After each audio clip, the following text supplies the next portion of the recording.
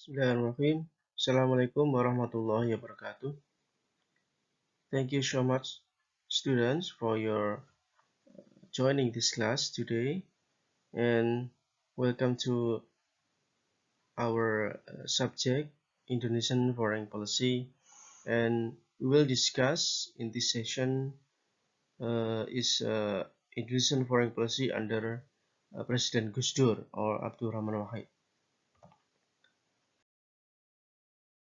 The principle of foreign policy analysis is how state behavior respond to international politics as well as how to deal with domestic politics. This is the basic understanding on how state foreign policy made. In the context of Gusdur administration, Indonesian foreign policy internationally affected by some factors. The first is how the post-Cold War environment influenced Indonesian foreign policy, especially under Gusdur administration, where he became a president after so many political dynamics in Indonesia after the collapse of Suharto.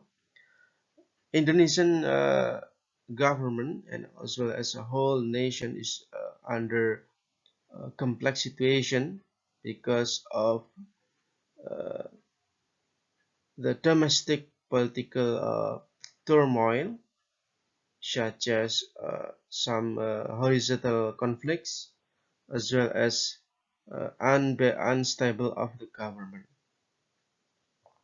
That's why at the time after the collapse of Suharto and followed by Habibie administration, Indonesian image in international community is quite declined, and Gusdur tried to restore this image by visiting so many countries, especially to the United States, because Gusdur tried to convince Western nations, especially the US, that Indonesia should be exist and also should be survive in the middle of crisis. And some concern of the Western nations is how Gusdur that came from middle axis of Poros Tengah, which is consists of some Islamic parties, try to convince that he would not create Islamic State in Indonesia and still continue with secular country. At the same time, since the collapse of Suharto, ASEAN organization also declined in terms of leadership because of Suharto power, and also Suharto leadership is very important in Southeast Asia. And after the ending of Suharto administration, there are no Indonesian president that's as strong as Suharto, except some achievements from SPY, for example. At the same time, also Indonesia faced very serious challenges at the time because of the leave of East Timor or Timor-Leste after a referendum, and also the pressure from the Western countries. In terms of economics also, Indonesia is also under pressure because there is no choice except to take loan from IMF, International Monetary Fund. But IMF also have some requirements that should be employed by Indonesia, such as accept interfaith international efforts in East Timor. This is a UN security peacekeepers, and also Indonesia's forced to liberalize economy and politics that's already happened at the time, and also to resolve human rights issues. In the domestic levels, Gusdur also faced serious challenges such as separatism in Aceh, Papua, Maluku, as well as in East Timor. In terms of political contestation in Indonesia, Gusdur, which is came from Poros Tengah or Islamic parties, Gusdur turn away his political ways. That's usually if you came from the same coalition, you will be loyal or follow all coalition's agreement. But at the time, Gusdur contradict with the rule. Gusdur challenged his coalitions. This is quite uncommon in political situation. Why Gusdur did like that? Because maybe he has principles that should be implied in his administration. Maybe he is a ulama or Islamic scholars, so uh, uh,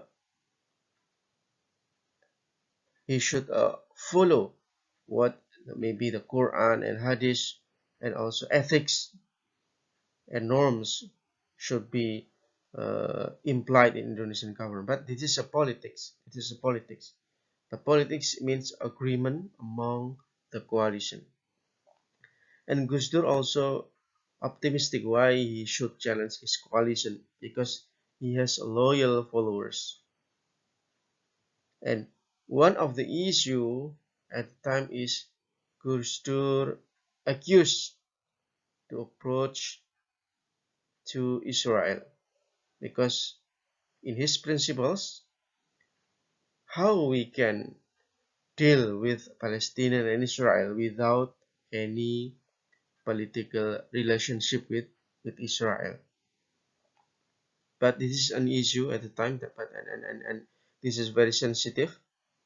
And finally, Indonesian Foreign Ministry Alwi Shihab opposed this statement, opposed this issue rumors that Indonesia will approach to Israel.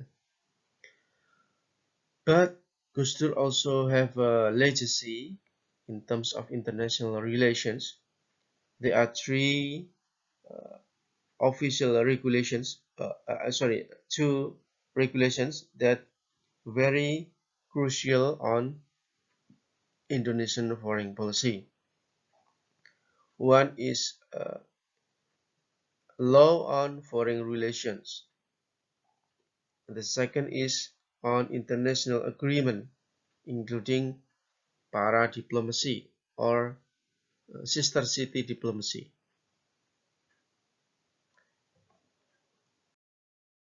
Okay, this is a poros tengah or central axis. And do you know why Gusdur appointed to represent this coalition is because of the agreement among Islamic parties.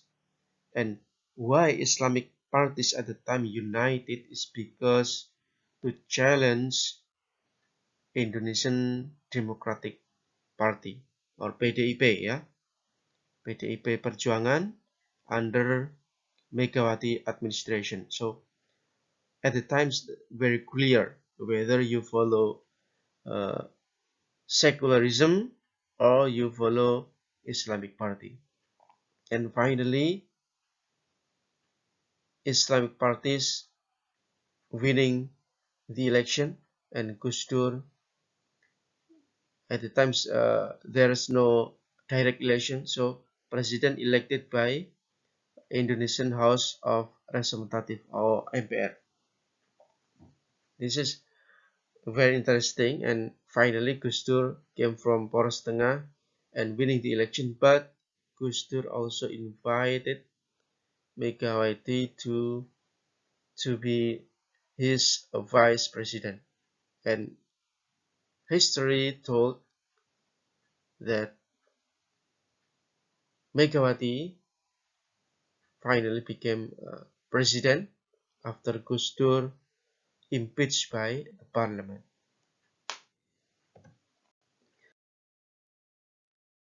All right, and overall, why Gusdur struggled to manage Indonesia internationally? Because Indonesian declined its international image because of East Timor problems, for example, and also try to restore the relationship with the West, because after the end of of Suharto administration, Indonesian image is very poor, and it's difficult to build relation with the West, especially Australia and also United States and European Union, and also problems with the neighbors, because ASEAN way is broke by Gusdur, because Gusdur also have comments to another domestic affairs, especially in Malaysia, in Thailand.